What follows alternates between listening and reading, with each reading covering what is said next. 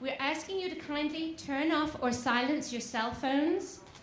Unfortunately, taking photographs is not permitted during the events. And any children or youth who are participating in the event today are required to be accompanied by their parents or staff.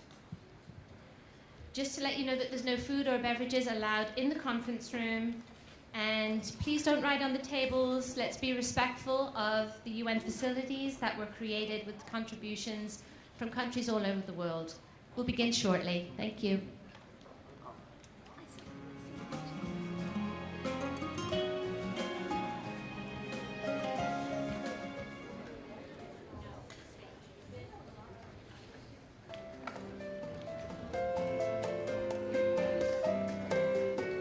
Okay, we're back.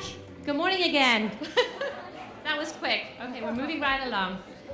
So welcome to the 5th International BrainHSPollimpiad, which was founded in 2005. Today is the 5th Olympiad, but you may know that this is the second one that we've held at the United Nations. Exciting, right? In commemoration of United Nations International Youth Day, the 5th International BrainHSPollimpiad will provide a stage for participants to demonstrate the infinite potential of the human brain. This will also be a time for young leaders to realize how they can contribute to the Earth with the unlimited potential of the brain. I wonder what that's all about. So today, through various Olympiad events, you're going to experience brain education, which is one way to develop our innate human capacities for health, well-being, optimal achievement, and peacefulness through better self-management of the brain. Doesn't that sound good? Yeah. KIBS, which is the Korea Institute of Brain Science, which has consultative status with ECOSOC, the Economic and Social Council of the United Nations, the Committee on Education, Conference of NGOs, and the Permanent Mission of the Union of the Comoros to the United Nations are co-sponsors of this event. In recognition of International Youth Day, we've received a very special message from the Secretary General of the United Nations, Mr. Ban Ki-moon, which we'd like to share with you. So let's invite Ms. Kyon Oh, a youth representative, to the podium to read the message. Thank you.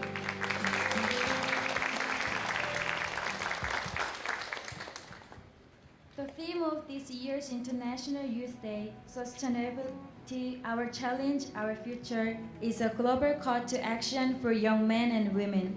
Our world faces multiple interconnected crises with severe and far-reaching impacts that fall disproportionately on the young.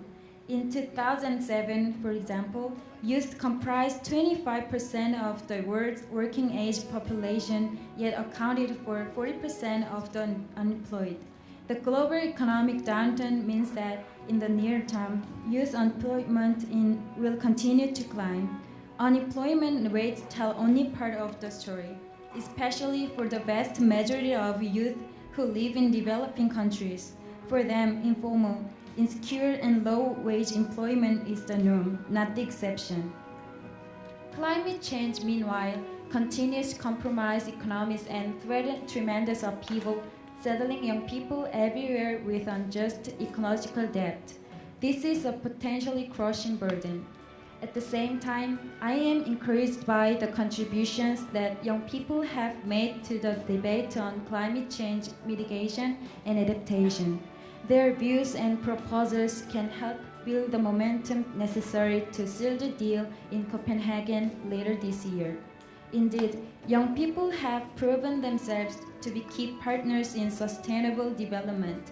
They have gotten involved in international forums such as the Commission on Sustainable Development and have helped their government and communities to formulate poverty reduction strategies, entrepreneurial schemes, and many other policies and initiatives.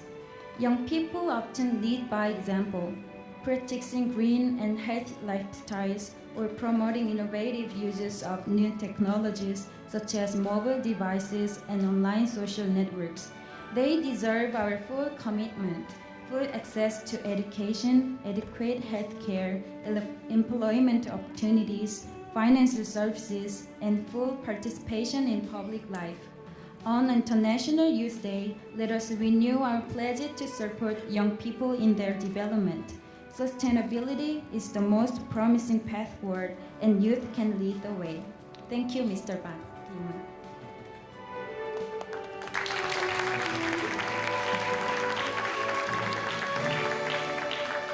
Thank you, Ms. Kayan. Oh. So we have many distinguished guests with us today, including His Excellency, Mr. Federico Suello and family from the Permanent Mission of the Dominican Republic, His Excellency, Mr. Mario Castellon from the Permanent Mission of Nicaragua, and Ms. Alison Heimer, representing the mission of the Union of Comoros, who are co-sponsoring this event. In addition, we have a number of representatives from permanent missions from the following countries: Tanzania, India, the Netherlands, the Union of Comoros, Republic of Benin, Ireland, Vietnam, and the United Arab Emirates.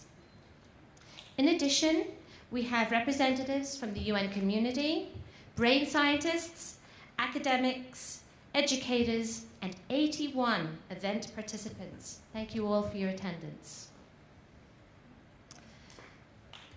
Please.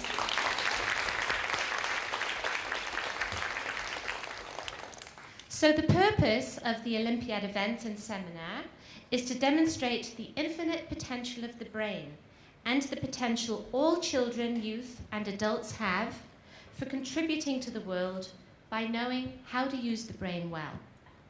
Today, we have over 230 people in attendance and 81 competitors. Let's express our sincere gratitude to the competitors and participants from all over the world. Please give them a round of applause.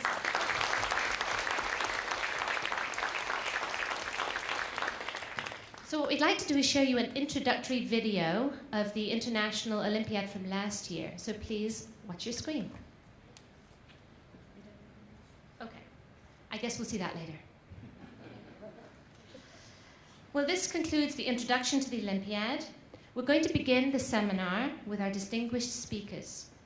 I'd like to invite our first speaker to come up onto the stage, Ms. Diane Paravazian, NGO Committee on Education and Congo, to give her talk on human rights learning. Ms. Paravazian is currently a United Nations representative of the World Association of Girl Guides and Girl Scouts and co-chair of the Congo Committee on Education.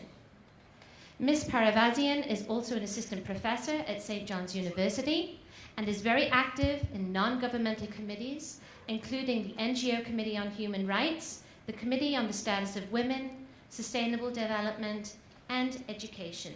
Ms. Paravazian, you have the floor. Thank you very much. Good morning, Excellencies, distinguished guests, ladies and gentlemen, and most importantly, young participants. It is my pleasure to be here at the 5th International Brain Olympiad. First of all, I would like to thank the Korea Institute of Brain Science and the International Brain Education Association for inviting me to speak at today's event as a member of the Congo Committee on Education, and to link this Olympiad to the International Year on Human Rights Learning.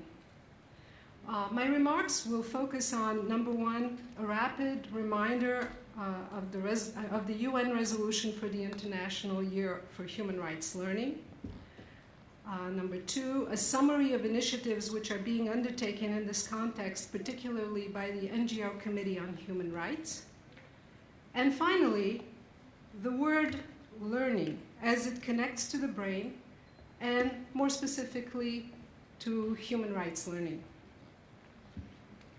As many of you are aware, based on a report by the Third Committee, the General Assembly adopted Resolution 62/171, proclaiming the year beginning 10 December 2008, the International Year of Human Rights Learning. This coincided with the 60th anniversary of the signing of the Universal Declaration of Human Rights.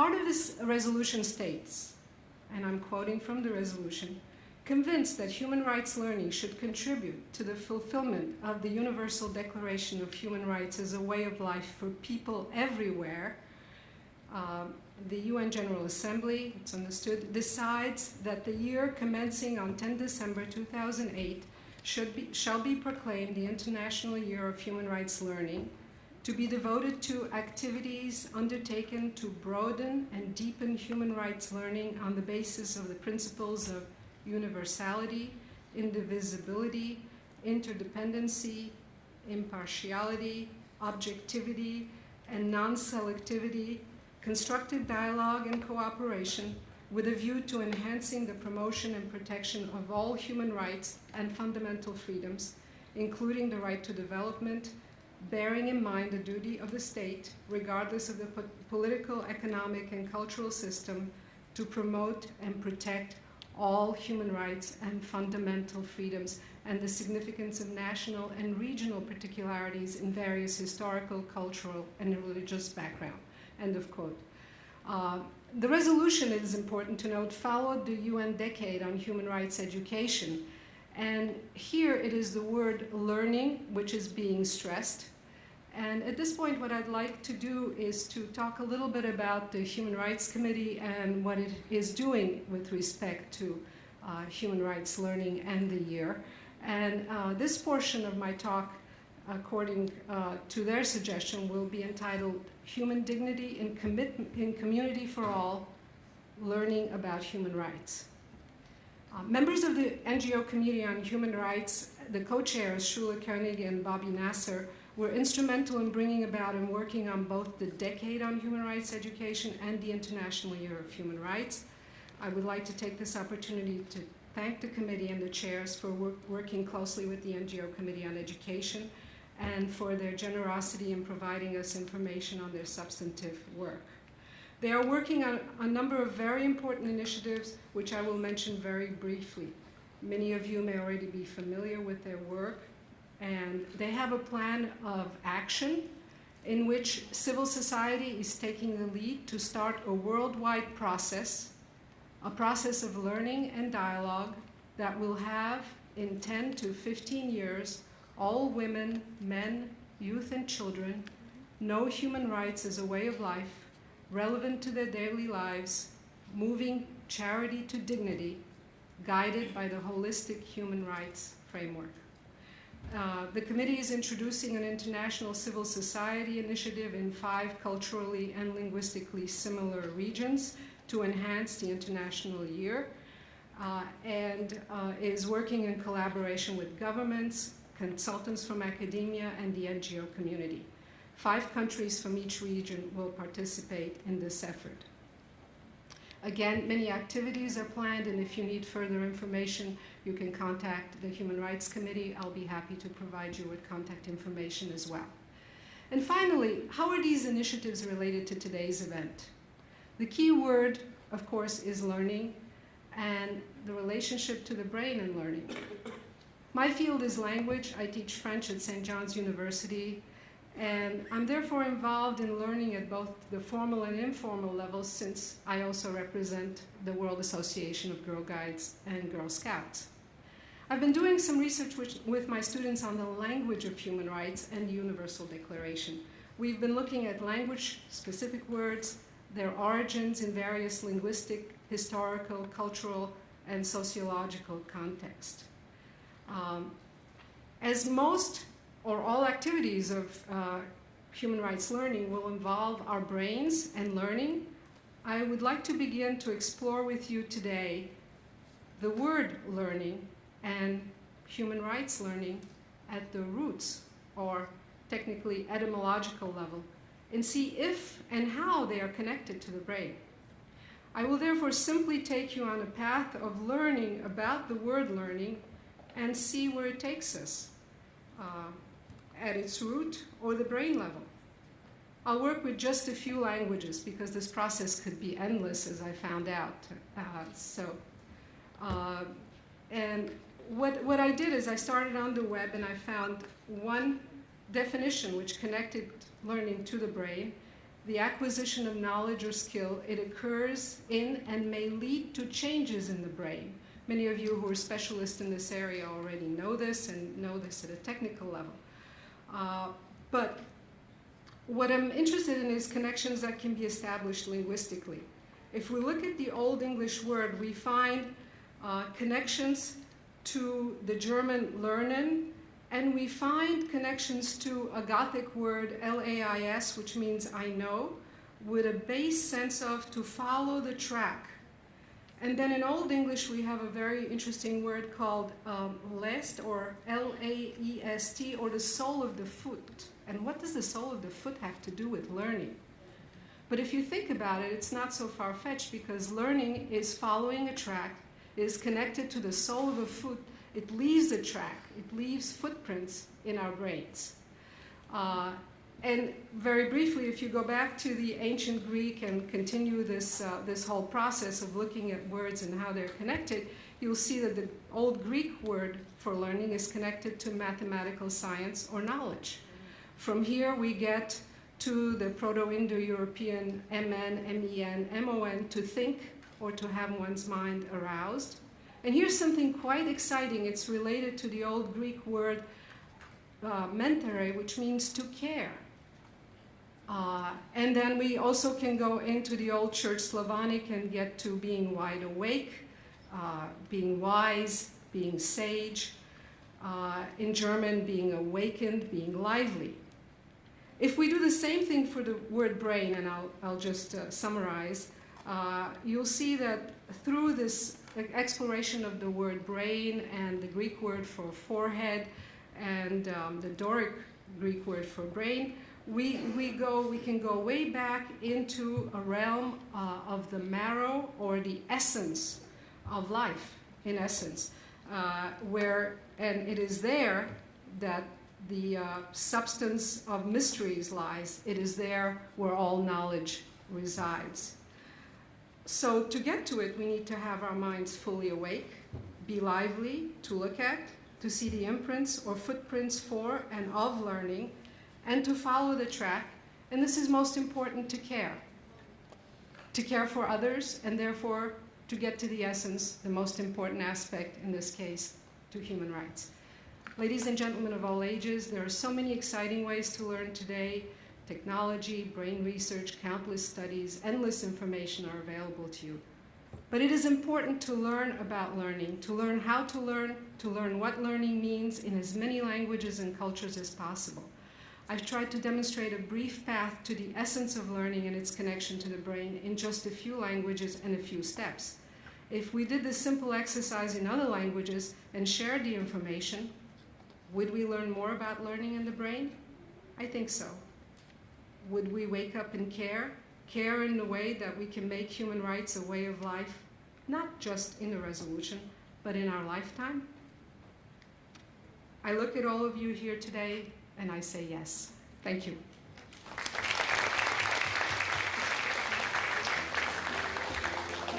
Thank you for sharing your thoughts with us, Ms. Diane Paravarazian. Now I'd like to invite our next speaker to the stage, Ms. Faye Feller, and she's going to speak to you about human and creative potential. Ms. Feller is co-chair of the Congo Committee on Education and a development consultant in the non-governmental organizations.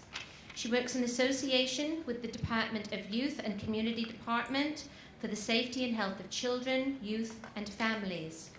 She uses her knowledge and expertise to prepare the Department of Youth and Community for the Youth Fusion Summit. Ms. Faye Feller, you have the floor. Thank you.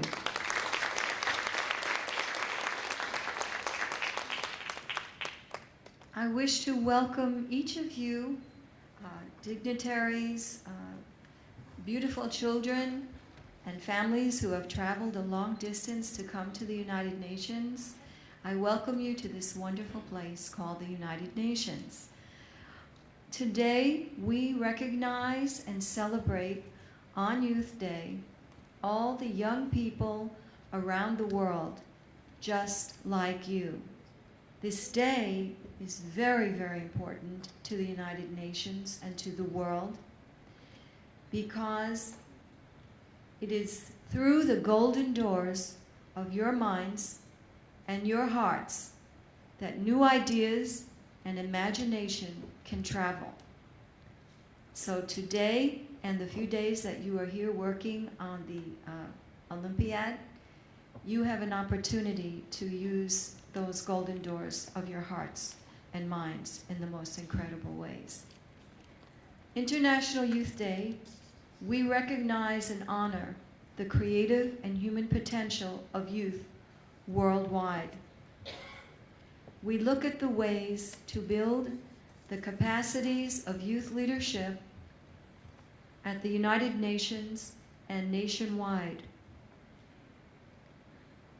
The Education Committee works with promoting literacy and international cooperation to resolve many issues surrounding cultural, social, economic, and humanitarian issues.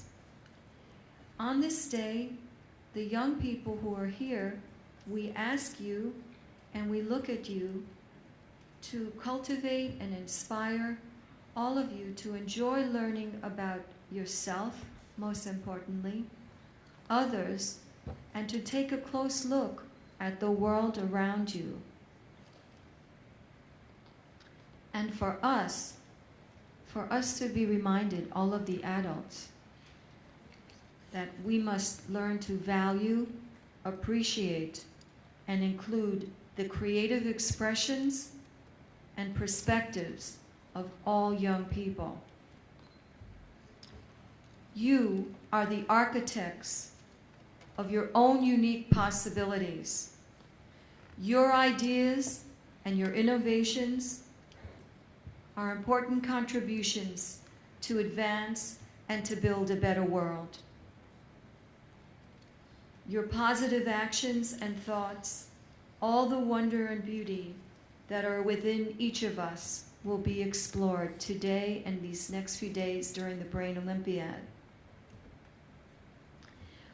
Each time I'm invited by IBREA, and I feel so fortunate, like my colleague Diane Paravazian, how I wish that every superintendent of school and every system of education could be connected to see what's going on, to see what's happening here in the UN with all these young Olympiads, and to learn from these children and the young people that are participants.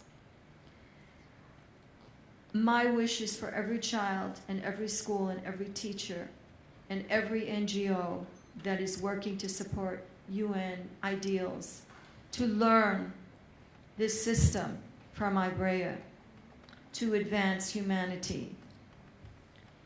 By promoting thinking skills that broaden young people's intellectuals' horizon, so their imagination is given many opportunities, you can bring forth the changes that you need to bring right in your own community and be leaders to make them possible in the world.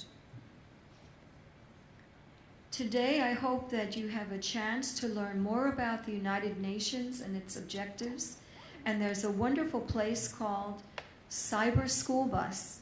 And it's a place that the United Nations created just for young people like you. And you can tell your teachers about it. And maybe if you have a chance to explore, it's www.cyberschoolbus.un.org. And you can learn about what children just like you are doing around the world. They're cleaning rivers. They're raising money to buy toilets and to help young people have books so they can be literate. Young children and young people just like you are helping adults to change policy and to shape better ways of thinking in their communities, so there are newer eyes and fresher ways of looking at the world.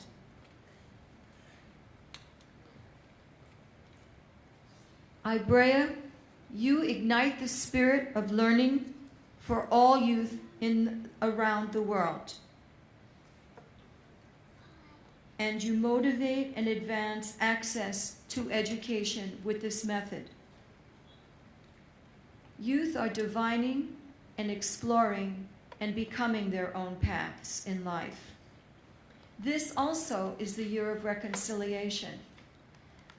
And a very important part of reconciliation is the peace process. And each one of us in this room, we are peacemakers, peacekeepers, and peace builders. Youth leaders at the UN are more determined than ever to help others and by demonstrating their compassion and resourcefulness. This conference is a testimony to the role of youth in the world and our role of young people working with our young people at the United Nations. I welcome each of you. I wish you success and good luck on the 5th annual Brain Olympiad, and you are all champions of your own golden door to your golden heart and your golden mind. Good luck today.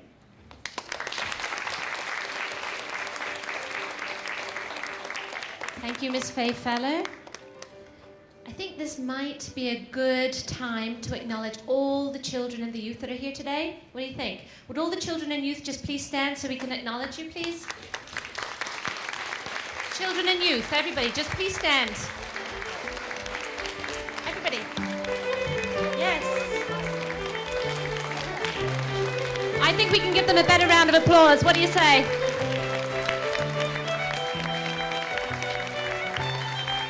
It's because of you that we are here today. Thank you. Please have a seat. Okay, so now let's please invite our next speaker, Professor Murali Doraiswamy, to speak on the topic of iBrain. That is how to make the computer in our heads work really well.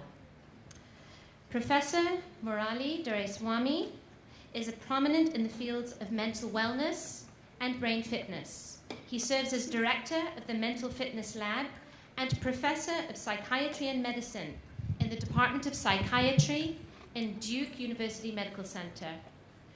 Professor Doraiswamy has been an advisor to leading governmental organizations, multinational corporations, and media organizations. He's working actively with many NGOs and currently serves on the National Advisory Board of the Alzheimer's Foundation of America. Welcome to the podium, Mr. Doraiswamy. Good morning, everyone. And I want to wish all of the students and the boys and girls here happy International Youth Day. I hope you have a terrific competition, and I hope you all come away with lots of prizes. I'm also honored to be in such distinguished company of so many people who are interested in developing the brains of our youth, especially such distinguished educators as the president of KIBS, representatives from many international delegations, educators, and scientists. It's a true honor to be here. I am a neuroscientist and a doctor. So for the youth who are here, I'm not the kind of doctor who gives a lot of injections, so don't worry, I'm not coming after you. But what I'm good at is trying to teach you how to make sure that you never have to see a doctor again. And you can do that by cultivating a healthy lifestyle and a healthy attitude. And it's never too early to start. One of the fun things about being a neuroscientist for those of you who are students, is a scientist who studies the brain. One of the fun things is that you can take pictures of your own brain. And on that screen there, I'm showing you a picture of my brain, taken a few years ago. I think it's a beautiful brain. And I think everyone in this room has a beautiful brain as well. There are many beautiful things in this planet, like chocolates, toys, but nothing is more amazing and more challenging and something that has enormous potential as the brain. The brain is the ultimate creation, and therefore it's very, very important for all of us to really learn about it and to know everything that we can do to keep our brains healthy. We don't know everything there is to know about the brain, I think we probably only know about 5 or 10% of what we need to know. But we are making a lot of advances, and we have a lot of new techniques to study the brain. One such technique is called functional MRI, and this is for the adults in the room. It's a type of brain scan that can actually get pictures of your brain. It's like a video camera, but it's a video camera that looks inside your head and can catch your brain while it's actually doing interesting things, while it's speaking, while it's listening to music, while it's making decisions, while it's angry, while it's sad. So this technique allows scientists to really study the brain, and it's actually very cool. And if the video on this computer works, I'm going to show you exactly how the brain responds to music.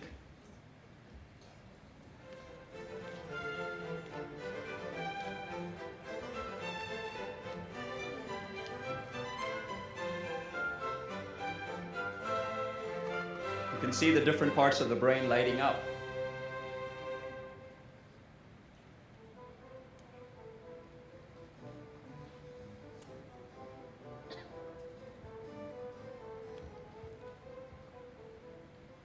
So that was just a brief movie, just to show you how cool the kind of experiments that we and others are doing in this field. So the brain is alive, it's dynamic. Now, one of the questions that people ask me is, this is a very common question I get, is, do we only use 10% of our brain? And the answer is, it depends on what you're doing. If you're not doing very much, then maybe you're only using 10% of your brain. But there is a reason why the brain has so much capacity, because as you have learned in your camp, the students especially, every part of the brain is like a computer that's specialized to do some very important function. And all of these different parts of the brain work together, and they work as a circuit. And as I'm going to tell you, the brain is like a supercomputer that has 100 billion individual computers, and they are all connected to each other, and they all work well, and so it's really, really an amazing structure. Can I have the next slide? So I want to tell you a little bit about why this is so important. I think the mission of both the World Health Organization and the United Nations, they very clearly stated that there is no health without mental health. And what we mean by that is not just the absence of diseases such as depression or stroke, but really the ability for each child to fulfill their maximum potential, to make a contribution to society, and to really live a happy and really fulfilling life with a lot of quality of enjoyment. And it is our goal to really make sure that every child achieves that. Can I have the next slide? And the reason this is so important is there are so many different stressors in the world around us. There are wars going on, there's poverty, there's famine, there's malnourishment, there are children being abandoned, there are many orphans around the world, there are children who cannot even get basic water. Some 30% of children around the world are estimated to have suboptimal brain or mental wellness because of all of these factors. Suicide is the third leading cause of death amongst adolescents. And many adult brain and mental diseases have their onset in childhood. For example, bipolar disease. And we're all even starting to realize that diseases of late life, such as dementia, can have origins based on the lifestyle you lead in your early adult life. So it's really very important for us to start cultivating healthy habits in our children and to make sure that we provide all the resources they need for success. Can I have the next slide? And what we know now is that there is a very complex interaction of genetics and environment that facilitates optimal brain development. There is an old saying that some of you may or may not get. It says, genetics loads the gun, lifestyle pulls the trigger. What that means is that you cannot control necessarily what you're born with, but through lifestyle, you can change your destiny. And so it's very important to make sure that every child is given the right opportunity to maximize their potential. I have the next slide. So I'm going to, this next section of my presentation is for the students here, and I'm going to teach you some really fun facts about the brain that you may or may not know. Can people read that sentence? Yeah. Right? Anybody? Right. And so one of the most interesting things about the brain is that the brain only needs to know the first alphabet and the last alphabet, and it can come up with the whole word on its own, even though the word is not spelled correctly. So that means the brain is a good predictor. It has a memory. It tries to match what it sees with what is stored in its memory, and then tries to come up with the best possible answer. So your brain is amazing. Let me show you another way that your brain is amazing. Can I have the next slide? So I have four numbers on this screen. I'm going to ask you all to memorize it. I'm going to give you maybe 1 or 2 seconds. Okay? Can I get the next slide? So can people tell me what was the number they saw? 21. Okay. So that was easy, right? There are 4 digits. It's easy. Everybody can get it without any problems. Can I have the next slide? Okay, let's try this one now.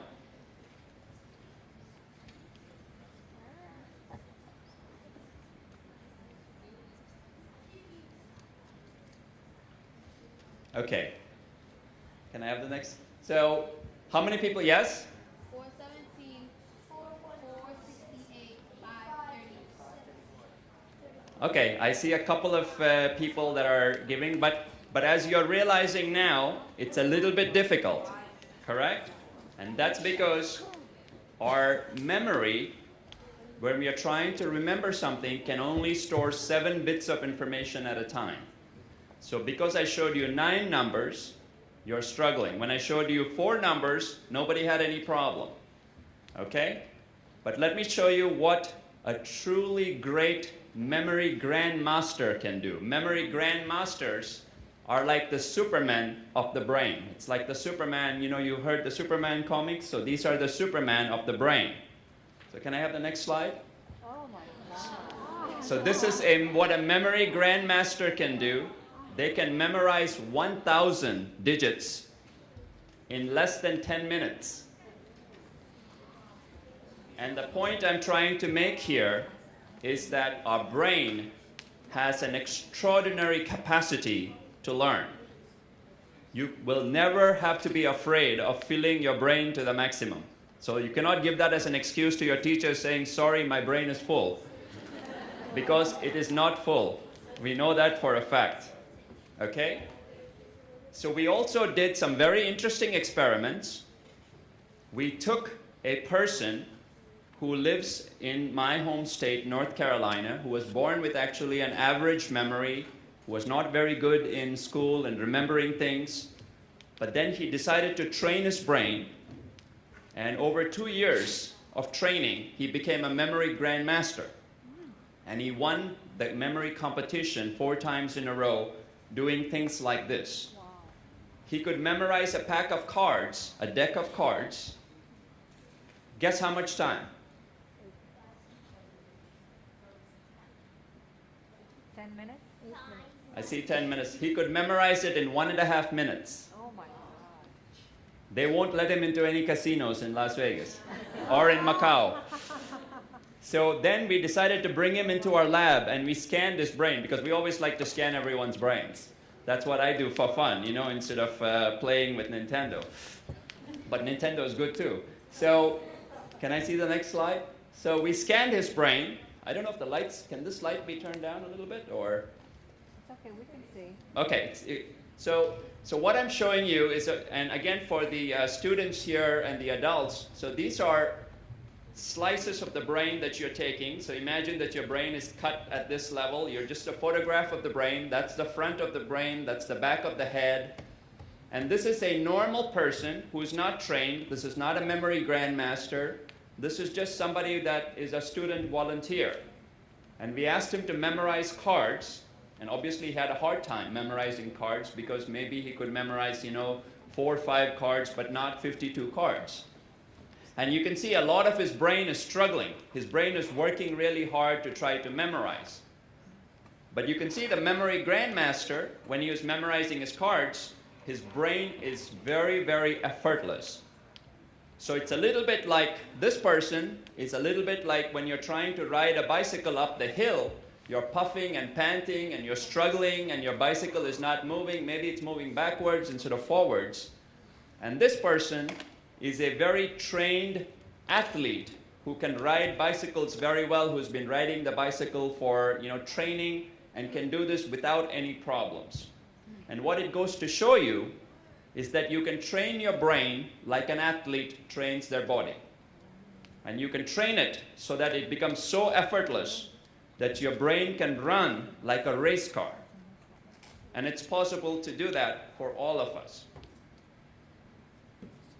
So I want to show you some interesting facts about the brain that especially the students may or may not be aware of. So the top row is a comparison of the brain sizes of different species. So the first one is the brain of a human being, you can see the child's brain. This one you can see the brain of a chimpanzee. And chimpanzees are probably the second most intelligent animal species after the human being. And you can see you can train a chimpanzee to ride a scooter.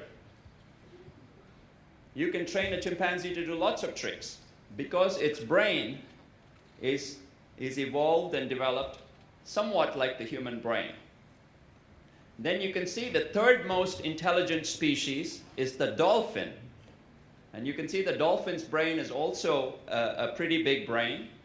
But dolphins have some cool tricks because they have to swim underwater. So they can sleep while they are swimming. And they can sleep while one eye is open and one part of the brain is open and wide awake. So one half of the brain can sleep while the other half is working and swimming. And then they take turns. The two sides of the brain takes turns to sleep. So it's very cool. Now you can see the squirrel has a smaller brain. It's a very primitive brain. But the squirrel has some interesting things it can do. So during the time when food is hard to come by, what the squirrel does, it gathers a lot of nuts. And it stores and hides nuts everywhere in the house, in the jungle, in the forest. But its memory is not so good. So sometimes it forgets where it put those nuts. But that's a good thing for nature because then those nuts become trees. And that's how we get lots of forests growing everywhere. So you can see this, the way that nature has designed even a bad memory to serve some purpose in the particular squirrel. Now the cockroach has the smallest and the least interesting brain. Its only job in life is to make sure it's not getting squashed by one of you in this room. You can cut the head of the cockroach off and it will still live for 1 week. But don't do that. I don't want you to kill or hurt any animals, but just to show you how different animals have evolved as far as their brain. Can I have the next? So how does the brain develop in children and in youth? So this is what happens when your mother is pregnant with a baby. You can see from the first day when the mother is having the baby to the day that the baby is delivered, you can see how dramatically the brain grows. It starts with a single computer and it ends up with 100 billion computers. So 100 billion. So the distance from here to the sun is 90 million miles. So that's less than 100 billion. Okay, for those of you who know. So during pregnancy, 250,000 computers are being created every minute. So it's just amazing how complex the brain is. But this is also very important for all of the NGOs and the UN representatives here, is that the health of the mother is very critical for the first phase of the development of the brain. So all of this takes place inside the mother's womb. So unless the mother is getting proper nourishment, unless the mother is trained to avoid alcohol, cigarettes, unless the mother is trained to avoid a lot of infectious diseases that might affect the baby, it's really very important because many mothers don't know that. Can I get the next slide? So some basic facts about the brain for all of you, because I know many of you love facts. So the brain only weighs 3 pounds, so it's the same as, say, a bag of maybe pretzels and a can of milk together. So that's how much the brain weighs. I already told you it has 100 billion computers, and each computer in the brain is connected to 10,000 other computers. Now, these computers are called nerve cells. Now, the brain only uses about 12 watts of energy. So that's the same amount of energy you get from eating 2 bananas. Okay, so the brain doesn't use very much energy at all. It's very efficient. And the brain is 80% water. So that's why it's very important for all the kids here and the youth here, when you're exercising and playing sports, you need to drink water and keep yourself hydrated properly with water. The brain actually works harder at night when you're sleeping, because most of the things that we do during the daytime that the brain learns are stored and archived by the brain at night. Like when you have the computer and you're playing with the computer, you hit the save button, the brain hits the save button at night. That's why it's very important for all of you youth to get a full night's peaceful, good rest. Okay, so for the students here, I think again this might be a cool fact you may not know. All of the thinking in the brain is done through electricity and through chemicals. So the fact that you're listening to me, you are having fun, you're laughing, everything is done through electricity and chemicals in the brain. And information inside the brain can travel at many different speeds. Some speeds can be as slow as riding a bicycle, and some speeds can be as fast as a race car, 250 miles per hour. And there are some other very interesting things. The brain has many mirrors inside it.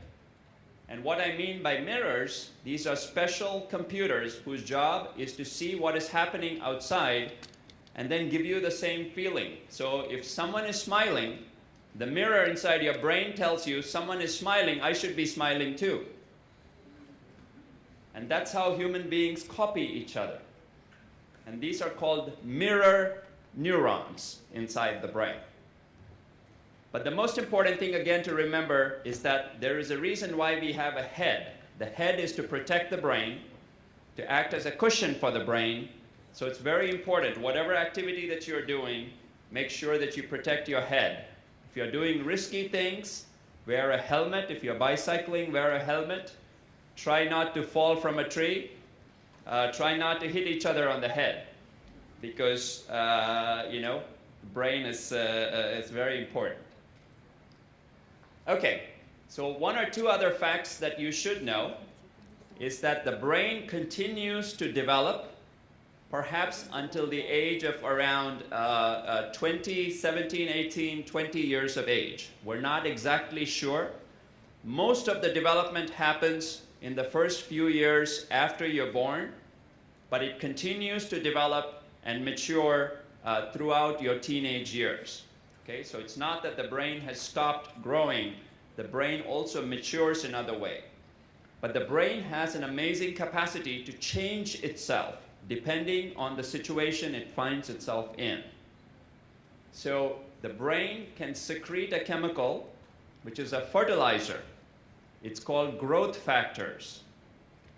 And the more of the pleasant situation it finds itself in, so if you're happy, if you're exercising your mind, if you're exercising your body, then it produces more of these fertilizers. And so then the computers branch more, they talk to each other more, and there are more connections formed in the brain.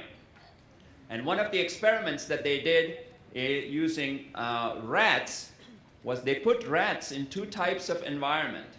One is they put rats in a little cage like this, which was very boring. The rats were not given any toys. It was just, you know, they were just boring. They were just circling each other with nothing to do. And then they put rats in a Disney world that they created for the rats, where they had lots of rides, toys, all kinds of fun things. And look at what happens to the two computers in the brain. The computer inside the brain of the rats that have no toys and is not doing anything fun or creative is really, seems like it's dying. It has very few branches. It's kind of almost sick. It's like a flower that doesn't get any water. The flower is just drooping. But on the other hand, the computer in the brain, when the rats are given lots of toys and put in this Disney World atmosphere, you can see it's like a flower that's in full bloom. And so it's really very important for the brain to get a lot of creative stimulation, especially stimulation through multiple senses. So multisensory stimulation is very, very critical for the brain. And then one more interesting thing is that the brain has a gardener. You may not know that. I thought, you know, you said, okay, the brain is all about growing, but there's also a gardener who comes out with a little cutting scissors to trim out all the excess hedges and all the dead limbs and all the dead leaves, gathers all the lawn that's like dead. So there are parts of the brain that are cleaned up. And that cleaning up process occurs in your first 5-6 years of your life, but also continues up until you're 17 or 18 years. How does this gardener know which branches to cut and which branches to keep? The way the gardener decides is the branches that the parts of the brain that you're using the most, the gardener says, the person needs those areas, let's keep them. The parts of your brain that you're not using the most, the gardener says, okay, this is dead weight, let's cut it out. So there is a saying in neuroscience that goes like this. It says parts of the brain that fire together, wire together. So that's why it's very important for you to use as many different parts of the brain as possible, especially in the first 10 or 12 years of your life, to keep this gardener away. So I want to conclude with this slide and one more slide. So I'm trying to summarize some of the things that I said earlier, how to make the computer in your head work better. You want to try lots of new things. Don't be afraid of trying new games, learning new activities. Have lots of friends, be social. That'll protect you from stress. Play and have fun. Don't do drugs or anything illegal. Protect your head and sleep and eat well. And you can see if this little child is completely chilling out and resting. It might be a little dangerous, but you know, you want to be in a very relaxed, peaceful, happy state of mind. That's very good for the brain.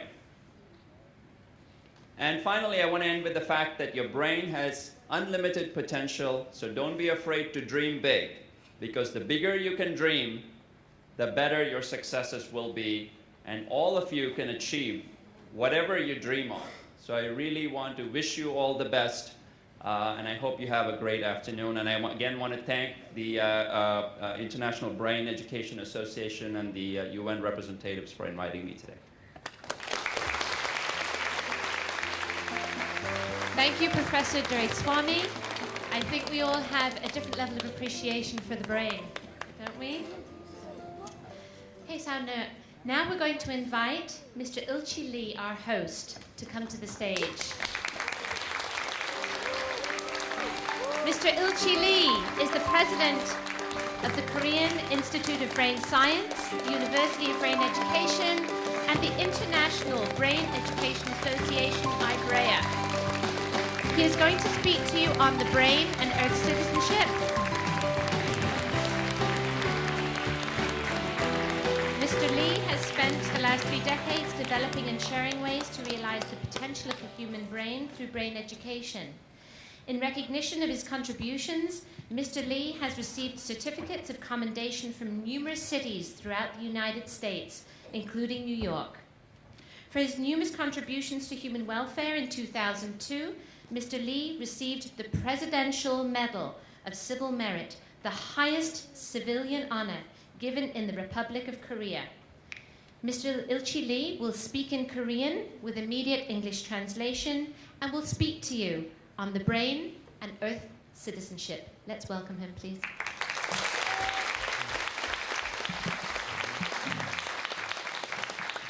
반갑습니다. It's a pleasure to meet you.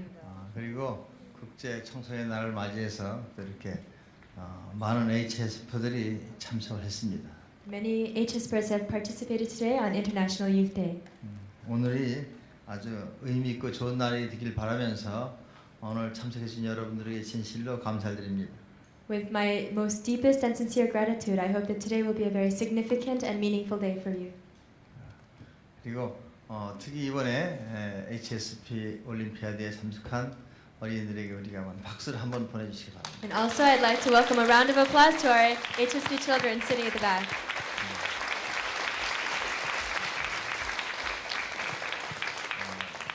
그리고 아주 좋은 말씀들을 다 많이 해주셨습니다. And also, we received some very good messages today from our speakers. 그리고 아주 특히 듀크 대학의 정식과 교수께서 아주 좋은 얘기를 많이 해주셔서 많이 도움이 된 것 같습니다. And I think our fantastic message from our professor Doraiswamy was also very great. 그렇죠? Isn't that right?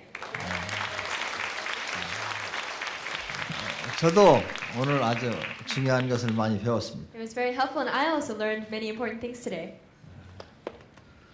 저는 오늘 여러분들과 함께 뇌와 이 지구 시민 정신 그리고 뇌를 어떻게 하면 정말로 건강, 행복, 평화를 위해서 사용할 것인가에 대해서 약 한 25분 동안 강의를 하겠습니다. Today, I'd like to speak to you for about 25 minutes about the brain and Earth citizenship and how to use your brain so that you can be more healthy, happy, and peaceful. 여러분들 모두 다 뇌를 갖고 오셨죠? Did you all bring your brain with you? 네. 이제 그 뇌를 어떻게 잘 쓸 것인가? So now the question to answer is how to use that brain well. 그게 문제입니다. That is the question. 많은 사람들은 뇌를 다 갖고 있지만 뇌를 어떻게 잘 쓸 것인가를 고민하지 않고 사는 사람이 많습니다. Although everyone has a brain, many people live without thinking about how to use their brain well. 그리고 우리가 이 지구에 왜 왔는지, 무엇을 위해서 살지도 우리는 잘 모르면서 삽니다. And many people also live without knowing fully why we came to the earth and what we need to live for. 뇌를 정말로 우리가 잘 쓰고자 하면 우리는 먼저 자기에 대한 가치를 알아야 됩니다. If we intend to use our brain well, first we must understand our own value. 자기에 대한 가치를 알을 때 우리는 뇌를 잘 쓸 수가 있습니다. We are able to use our brain well when we fully realize our value. 그래서 우리가 첫째, 뇌를 잘 쓰기 위해서는 우리 자신의 가치를 아는 것입니다. So to use your brain well, the first thing you need to do is recognize your self-worth and value. 나는 여러분들 많이 알겠지만 뇌교육이라는 것을 이 세상에 처음으로 개발했습니다. I'm sure many of you have heard already, but I am the first person to develop brain education in this world. 그리고 세계 최초로 뇌교육에 대한 대학을 세웠습니다. And for the first time in the world, I established a graduate university, which is the University of Brain Education. 근데 저는 집중력 장애자였습니다. But actually, I had trouble focusing. I had ADD or ADHD when I was young. 오늘 이 자리에 오기 전에 듀크 대학의 모라이 교수님과 대화를 했습니다. And before I came into our seminar this morning, I had a wonderful conversation with Professor Doraiswamy from Duke University. 치매에 대한 얘기를 많이 했습니다. We had a very interesting conversation about Alzheimer's. 그래서 뭐를 연구하냐고 질문했습니다. So I asked, what do you research and study? 치매를 예방하는 약을 연구한다고 했습니다. And he said that they're researching a vaccine for Alzheimer's. 그리고 모든 사람은 다 오래 살게 되면 다 치매에 걸린다고 우리는 알고 있습니다. And we know that everyone who lives long enough will eventually get Alzheimer's. 문제는 그 치매가 30대 오느냐, 60대 오느냐, 70대 오느냐가 문제죠. It's simply a matter of do you get Alzheimer's in your 30s or in your 60s or in your 70s. 그래서 이 치매에 대한 예방에 대해서는 아마 다 관심 있을 겁니다. So I think everyone is interested in preventing Alzheimer's. 근데 아주 가능성이 있다는 그 희망의 얘기를 들었습니다. But I heard many hopeful messages that there is a lot of potential. 그래서 한 번 더 우리 모라이 박사님이 그 연구가 잘 될 수 있도록 박수를 한번 쳐주시기 So 바랍니다. I'd like to give another big round of applause to Professor Doraiswamy for his to send our best wishes. 정말로 치매에 걸리고 싶은 사람은 없죠. Because nobody wants to get Alzheimer's, right? 누구나 다 죽지만 Although everybody dies, 우리가 치매가 걸리지 않고 건강히 살고 싶어합니다. what we want is to live a long time, a long and healthy life without Alzheimer's. 결국은 치매라는 뇌 문제입니다. Ultimately, Alzheimer's is a matter of the brain. 그래서 이 치매를 통해서 뇌에 대한 관심이 커졌고, So through Alzheimer's, people have developed a greater interest in the brain. 물론 나는 치매를 연구하지는 않습니다. And originally, I didn't study Alzheimer's, 치매가 아주 중요하다는 걸 알죠. but I know that Alzheimer's is a very important issue. 나는 치매가 걸리기 전에 우리 뇌를 어떻게 잘 활용해서 여러 가지 생활 습관이라든지 훈련을 통해서 치매를 예방할 것인가를 연구합니다. And I am studying how we can develop the brain or change our habits or lifestyle, and through training, develop the brain to use it well in order to prevent Alzheimer's. 그리고 나의 더 큰 관심은 치매 예방보다는 어떻게 하면 뇌를 활용을 잘해서 자기 삶의 가치를 더 높일 것인가에 대해서 연구를 하고 있습니다. But what I'm studying is how to raise the value or enhance the quality of life by using the brain rather than simply preventing Alzheimer's. I'm studying about how to use the brain. 우리는 존재한다든지 오래 사는 것만이 중요한 건 아니죠. For us, it is not important simply to exist or to live a long life. 어떻게 살 것인가? It's a question of how you will live that life. 어떻게 자기의 가치를 발견하고 자기 가치를 실현시킬 것인가? The important thing is how each person discovers their value and then realizes or manifests that value in his life. 그러기 위해서 우리는 우리 뇌에 대한 것을 우리가 느껴야 되고 그리고 알아야 됩니다. In order to do that, each person must feel their brain and know their brain. 우리가 뇌를 잘 활용하기 위해서 우리가 뇌 과학자가 될 필요는 없습니다. In order to use our brain well, we don't all have to become brain scientists. 우리가 뇌를 잘 활용하기 위해서는 우리는 첫 번째 뇌에 대한 이 중요성을 우리가 알아야 됩니다. In order to use our brain well, the first thing we need to do is realize the value and importance of the brain. 알려주는 것이 뇌교육입니다. And the thing that does that is brain education. 근데 뇌라는 것을 활용하기 위해서는 우리가 아는 것만 갖고 안 됩니다. But in order to use our brain well, to utilize it, just knowing the brain is insufficient. 중요한 것은 뇌를 느껴야 됩니다. The important thing is you have to feel your brain. 그리고 뇌를 우리가 훈련하는 그러한 생활 습관이 필요합니다. And we need to develop habits in our lifestyle that will train the brain. 뇌도 이 근육과 같아서 우리가 훈련하면 할수록 우리 뇌는 큰 변화를 가져옵니다. The brain is like our muscle in a sense that if you train the brain, then it will have more functions. 그래서 이 뇌를 트레인한다는 건 중요한 것이죠. And that is why training the brain is very important. 그래서 뇌를 훈련하기 위해서 우리는 뇌 훈련 과정을 5가지로 분류했습니다. So in order to train the brain, I created 5 steps for developing and training the brain. 알려드릴까요? 말까요? Should I share them with you or not? Yes. Please. 첫 번째 우리는 뇌에 대한 감각을 익혀야 됩니다. First, we must awaken the senses of our brain through brain sensitization. 그 뇌감각 깨우기입니다. So that step is called brain sensitization. 두 번째 우리 뇌는 여러 가지 스트레스에서 긴장이 되어 있습니다. And second, when we have stress, our brain becomes tense. 우리가 긴장된 상태에서는 우리 뇌를 잘 활용할 수가 없습니다. So when a person is tense, it is very difficult for her to utilize her brain effectively. 그래서 두 번째는 뇌를 유연하게 하기. So second is making your brain more flexible. 우리가 골프를 하든 탁구를 하든 여러 가지 운동할 때 우리가 몸이 굳어 있으면 잘 할 수가 없습니다. For example, when you're playing golf or ping pong or any sport or exercise, it's very hard to play well if your body is stiff. 뇌도 마찬가지입니다. The same is true for the brain. 뇌감각을 깨우고 First, you have to sensitize your brain. 두 번째 뇌를 유연하게 하고 Second, you must make it flexible or versatilize your brain. 그 다음에 우리 뇌에 여러 가지의 정보가 많이 들어와 있습니다. And next, you have all sorts of information in your brain. 긍정적인 정보와 부정적인 정보. There's a mixture of positive information as well as negative information. 그러한 정보가 들어오면서 우리의 감정을 만들어냅니다. But when that information comes into your brain, it creates emotions. 그렇지 않습니까? Isn't that right? 근데 그런 나쁜 정보가 평생을 지배할 수도 있습니다. But it is possible for negative information to control a person their entire life. 과거의 나쁜 정보의 노예가 될 수도 있습니다. You can become enslaved by negative information from your past. 우리 이런 그 녹음기는 녹음도 할 수 있고 지울 수도 있는데 우리의 뇌도 그 지우는 장치가 있습니다. So when you have a voice recorder, for example, you can record and you can also erase. And in the same way, your brain records and it also has a function that enables you to erase. 그런 기능이 있습니다. You have that function. 기억도 하지만 You remember things, 우리 정보를 갖다가 아주 더 약하게 만들 수도 있습니다. but it is also possible to weaken the influence that certain information has on you. 그러므로 인해서 나쁜 정보를 정화시키는 그 정보 정화 과정이 세 번째 아주 필요합니다. And in that sense, it is very important to have this process of purification or releasing of negative information from your brain. Do you understand? Yes. 그래서 나쁜 정보를 정화하는 과정이 세 번째 아주 필요합니다. So the third step is to release that negative information from your brain and thereby purify your brain. 그것을 정화만 시켜주는 것만 갖고도 그 사람의 운명이 바뀔 수가 있습니다. Just by purifying your brain, you can change your destiny. 그 다음에 뇌 전체를 한꺼번에 쓸 수 있는 바로 이 통합 과정입니다.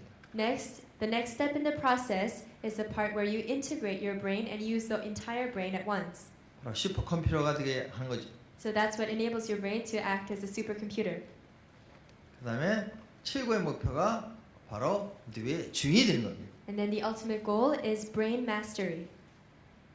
정말로 평화를 위해서 또 행복을 위해서 창조한 사람입니다. And that describes the person who creates for true happiness and peace. 정말로 이 지구가 필요한 사람입니다. And these are the kinds of people the earth really needs. 바로 그런 사람을 나는 홍익 인간이라고도 합니다. And I refer to those people as 홍익 인간. 많은 사람들은 그래서 다 성공하고자 합니다. So everyone wants to be successful. 성공하기 위해서 열심히 공부도 하고 좋은 대학도 나오고 또 돈도 법니다. In order to achieve that success, people study hard, go to good schools, and earn money. 그 인류 역사가 어떻게 보면 성공의 역사일 수도 있습니다. In a way, you could say that the history of humanity is a history of success. 성공한 사람이 아주 많습니다. There are many people who have achieved success. 그래서 성공한 사람이 세상을 또 이끌어갑니다. And those are the people who lead this world. 근데 지금 우리는 이 성공한 것만 갖고는 안 된다는 걸 느낍니다. But what we feel now is that success itself is not enough. 성공하기 위해서 끝없이 대립하고 싸웁니다. There is endless conflict and turmoil because people are striving for success. 그러면서 이 세상에 평화가 자꾸 멀어지고 And because of that conflict, this world is becoming more and more distant from peace. 그런 경쟁을 통해서 바로 지구 환경이 지금 망가지고 있습니다. And through that kind of competition, we are destroying the Earth's environment. 안 된 얘기지만은 지구 환경을 망치는 나라가 대개들 선진국입니다. The unfortunate fact is that the countries that do the most to destroy the Earth's environment are the most developed countries in the world. 그렇지 않습니까? Isn't that right? 성공한 사람이 제일 많은 나라, So the countries that have the most successful people, 성공한 국가. the successful countries and nations. 그래서 우리 이제 지구의 환경도 생각해 봐야 됩니다. So it is time for us to truly consider the Earth's environment also. 그런 의미에서 다시 한번 이 표를 처음부터 보고 이 강의를 시작하겠습니다. So I'd like to take you to the beginning of the slide presentation. 정말 우리가 뇌를 잘 사용해야 될 이유. And so the reason why we really need to use our brain well. 우선 성공하기 위해서 우리는 뇌를 잘 활용해야 됩니다. First of all, we need to use our brain well in order to be successful. 그러나 성공만 갖고 안 된다. But success alone is not enough. 성공보다 더 중요한 가치를 발견해야 된다. We have to discover a value that's even more significant and important than success. 그것은 바로 완성입니다. And that value is completion. 이제 성공보다 더 높은 가치가 완성에 있다. The value that is higher than success is completion. 우리 뇌는 뭔가를 창조적이고 완성하고자 하는 그러한 또한 그 기능과 본능을 갖고 있습니다. Our brain has an instinct and the function that seeks to be creative and also in addition to being successful. 우리가 뭔가 노력해서 완성을 시켰을 때 So when we put in our effort and then complete something, 세상에서 어떤 돈이라든지 명예를 얻지 않아도 even without having that fame or fortune in the world, 우리는 그 기쁨을 느낍니다. we can still feel joy. 그것이 바로 우리의 뇌의 기능 중에 하나다. And that is because it is one function of our brain. 현재 우리가 살고 있는 지구의 상황입니다. This is the current situation of the earth in which we live. 우울증과 폭력, It is- 정치적 재해, 가난, 분쟁, 지구온난화 문제가 아주 심각합니다. It is rife with the problems of depression, violence, trauma, poverty, conflict, and global warming. 여러분들은 지구에 왜 왔습니까? Why did you come to this earth? 뭐라고 대답하시겠습니까? If someone asked you that question, what would you say?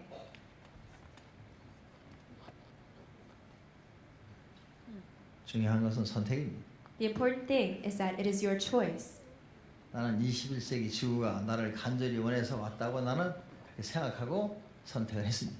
I believe and I've chosen that I came to this earth because the 21st century earth wanted me desperately. 와!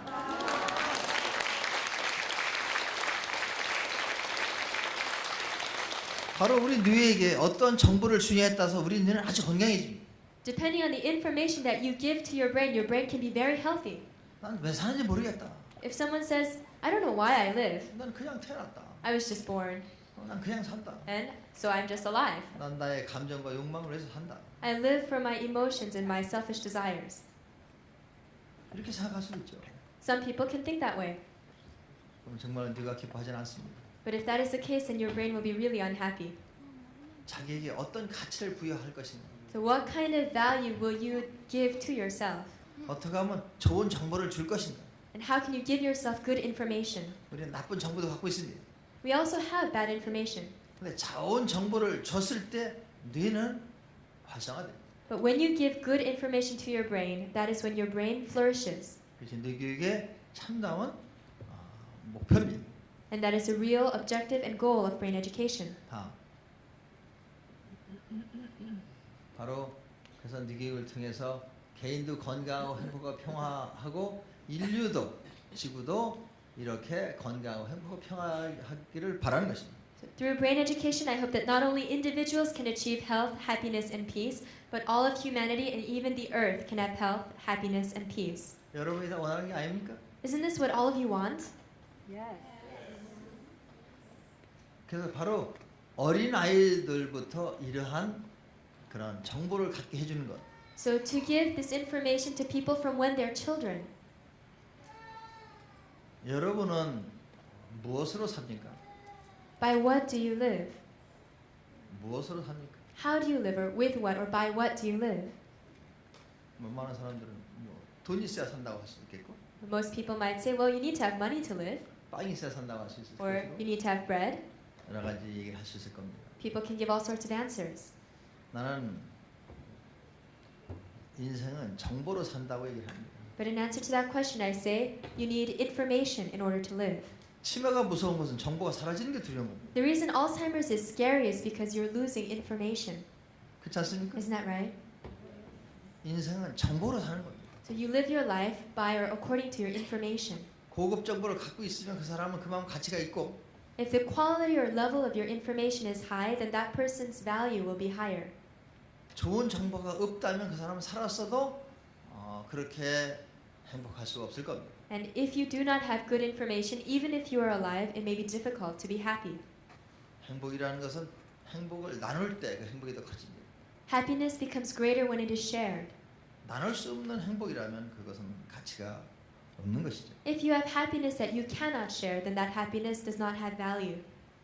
우리가 좋은 정보를 나눈다는 것, To share good information, 이것이 아주 중요하다고 생각합니다. I feel is very important. 어떻게 하면 많은 젊은이들이 이런 삶의 큰 꿈을 갖고, 그리고 젊은이들이 뇌를 잘 활용하면서 이 지구 환경을 위해서 그리고 평화를 위해서 살게 할 것인가를 고민했습니다. So I thought very deeply about how we can get young people to dream big, how we can help them to use their brains well for peace and to have happiness in their life. 오늘 이 자리에 모임을 위해서 한국에도 왔고 아주 먼 데서 많이 왔습니다. In our gathering here today, we have many people from Korea and other distant places. 난 이런 행사가 하나 이벤트를 끝나는 걸 절대 원치 않습니다. I do not want in any way for this event to simply end with this one instance. 오늘 이 모임이 뭔가 이 앞으로 인류 미래의 변화가 있기를 바랍니다. I hope that this gathering can trigger a real change for our future. 그래서 나는 그동안 연구를 했고 준비한 게 있습니다. And that is why there is something that I studied and prepared. 발표할까요 말까요? Should I present it or not?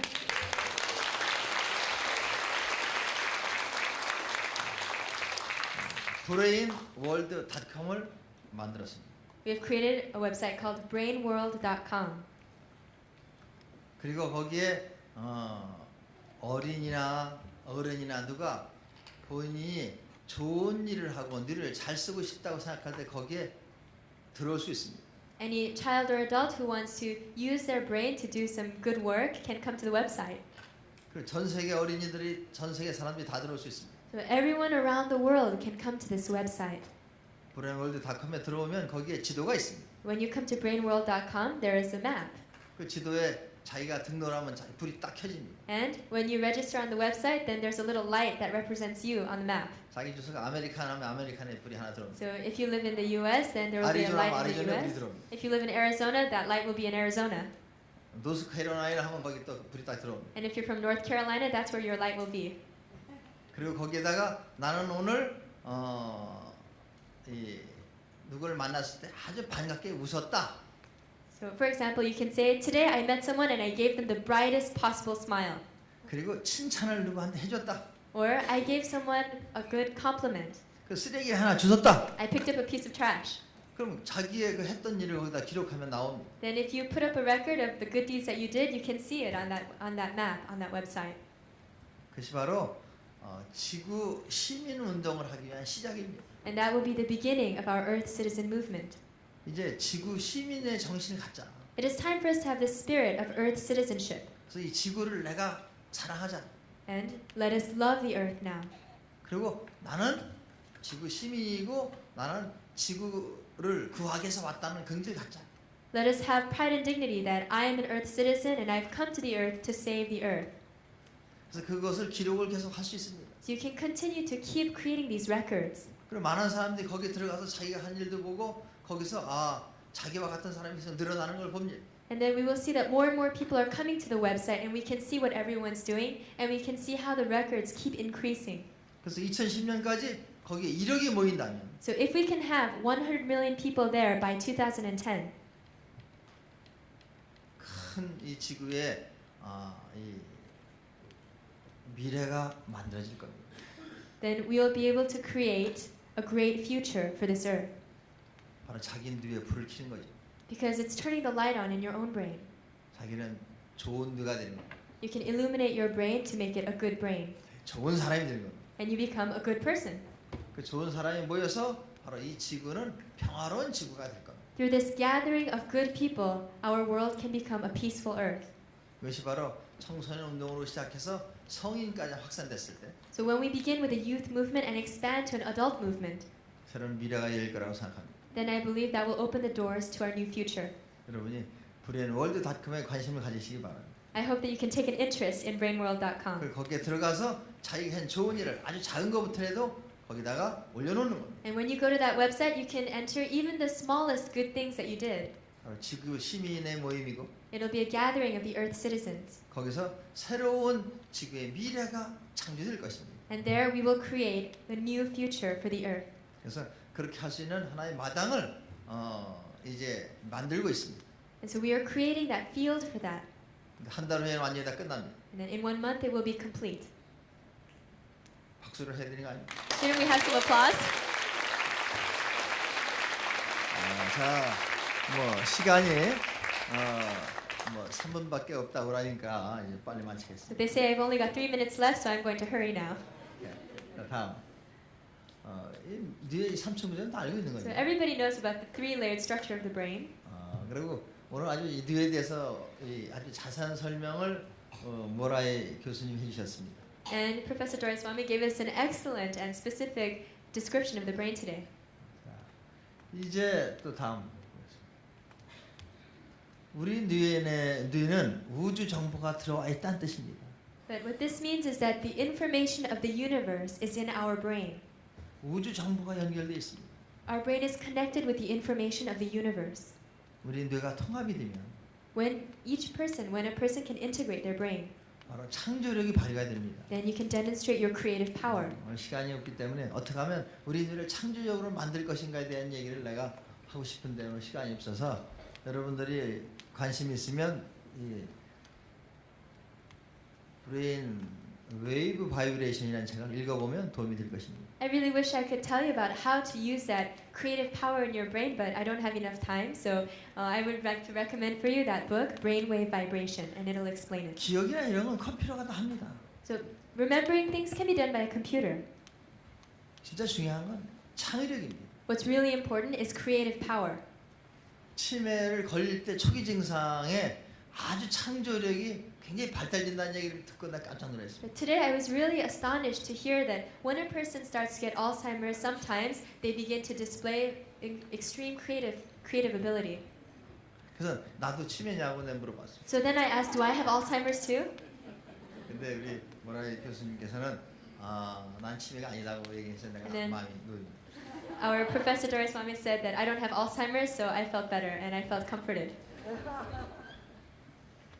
이 집중력 장애자였던 내가 뇌를 이 개발함으로 인해서 많은 창조를 하게 됐습니다. Although I had attention deficit problems, by overcoming those issues of my brain and discovering my brain, I was able to really display and demonstrate creativity. 트레이닝을 하는 과정에서 상당히 고통이 따랐지만 Of course, during the process of that training, there was a lot of pain and suffering. 그 고통이 끝나고 나서부터는 우주 정보와 내 뇌가 연결돼 있습니다. But when I overcame that pain and suffering, I realized and found that my brain is connected with the information of the universe. 정말로 잠을 잘 자는 건 굉장히 중요합니다.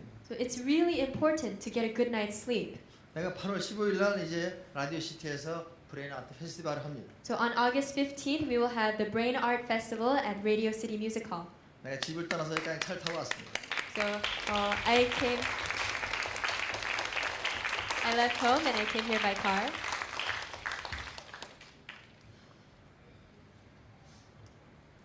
오면서 새로운 아이디어가 생각이 떠올랐습니다. Driving over, I came up with a new idea. 노래를 지구 시민이란 노래를 작곡해야 되겠다. I decided we need to come up with a song with words called Earth Citizen. 눈을 감고 있을 때 So when my eyes are closed, 그 메시지가 쭉 내려왔고 my eyes were closed and this message came to me. 그리고 곡도 들렸습니다. And I even heard the music. 이렇게 막 글자를 썼습니다. So I wrote the lyrics down.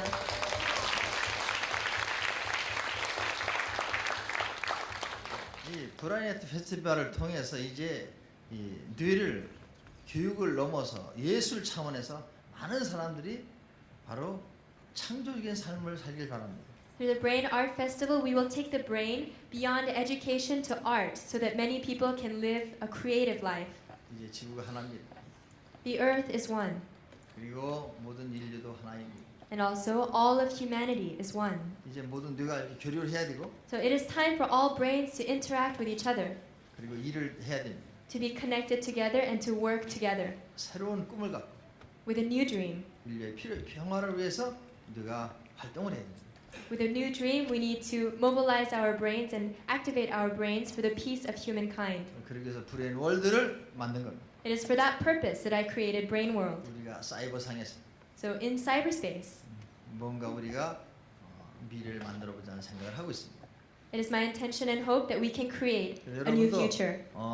이 뇌를 훈련하셔서 우주 정보와 연결되길 바랍니다. And I also hope that you can do training on your own so that you can connect with the information of the universe in your brain. 그래서 창의력을 발휘해 주시기 바랍니다. And then I hope that you can demonstrate your own creativity. 그래서 이 지구를 살리는데, 지구를 힐링하는데 동참해 주기를 바랍니다. And I also hope that you will participate then in healing this earth and in saving this earth. 난 뇌를 훈련하는 방법을 300가지의 그 프로그램을 개발했습니다. I've developed over 300 different programs with which you can develop the brain. 결국은 이 뇌로 한 겁니다. And in the end, it was all done with the brain. 그래서 오늘도 많은 아이디어를 얻었습니다. And even today, I got different ideas. 다음, 우리는 세 가지의 삶이 있습니다. So there are three kinds of life. 또 세 가지의 건강도 우리는 얘기할 수 있죠. And you could say that they also represent three kinds of health. 피지컬 라이프, 육체적인 삶입니다. There's a physical life, 소셜 라이프, social life, 그다음에 스피리추얼 라이프가 있습니다. and then there is the spiritual life. 이건 다들 이해를 한 얘기죠. 소셜이라든지 피지컬. So I think this is something everyone understands about the physical life or social life. 육체적인 삶이 있습니다. there's the physical life. 육체는 동물도 갖고 있기 때문에 뭐 사람이나 동물이나 비슷합니다. In terms of the physical life, even animals have a physical body, and so in that sense, people are very much like animals. 그러나 이 소셜 라이프라면 이건 어떤 의미냐면 바로 사회적인 그런 삶을 얘기합니다. And the social life speaks of a person's life in society. 그래서 우리는 사회적인 생명력이 얼마큼 있냐 없냐는 성공으로 판단하죠. And then how much vitality or how much social life a person has depends on their level of success. 그래서 사회적으로 이 사람이 이만큼 성공했는가? So how successful is a person in society? 그래서 모든 사람들이 바로 성공에 관심이 많습니다. So everybody is very interested in this kind of social 근데 success. 문제는 아무리 이 피지컬과 소셜이 건강하고 성공해도 죽는다는 겁니다. But the thing is, no matter how healthy you are or successful you are physically and socially, in the end you will die. 우리가 죽게 되면 의미가 없습니다. When we die, all of those things become meaningless. 성공이라는 것이 한참 활동할 때 좋지 우리가 70, 80 되면 성공은 의미가 줄어듭니다. Success is fantastic when you're active, but when you're in your 70s and 80s, then success loses its meaning, its significance. 그래서 우리에게 바로 제3의 삶, 이 스피리추얼 라이프가 있습니다. And that is why there is this other kind of life, the spiritual life. 영적인 삶은 우리는 살게 됩니다. We come to live a spiritual life. 그래서 60대 이후가 더 아름다울 수도 있습니다. And that is why from your 60s onward, your life can be even more beautiful. 우리가 이 스피리추얼 라이프를 이해한다면. If you understand the spiritual life. 그래서 우리가 뇌를 알게 되면 인생은 예술이 된다고 난 얘기합니다. So I say that when you come to know your brain, your life becomes art. 인생은 짧고 Life is short, 예술은 길다. but the arts are long. 여러분이 인생이 예술이 되길 바랍니다. I hope for your life to become art.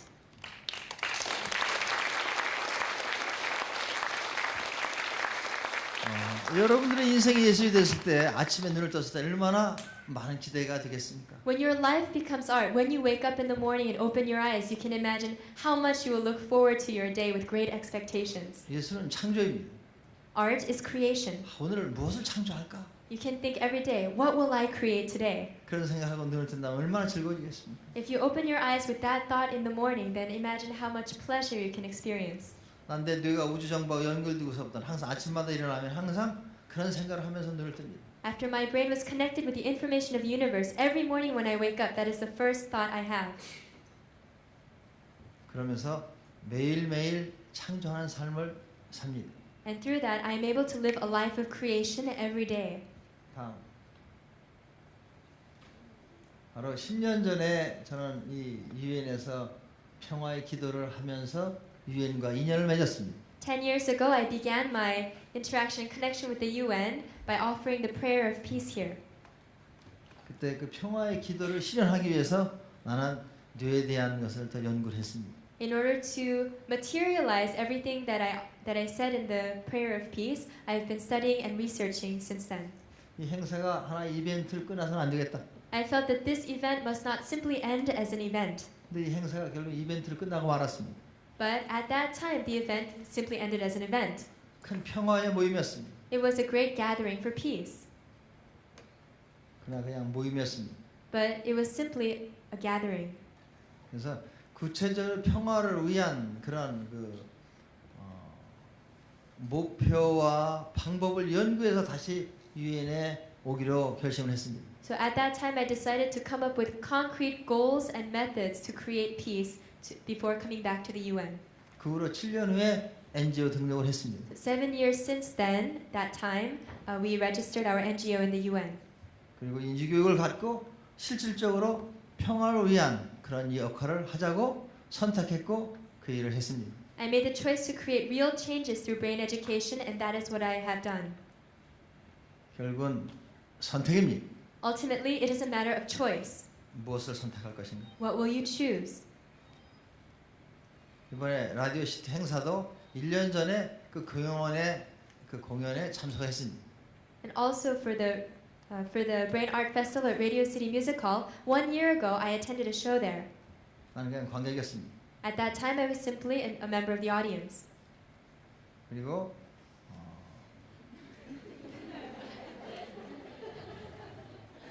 그 자리에 선택을 했습니다. And on the spot, I made a choice.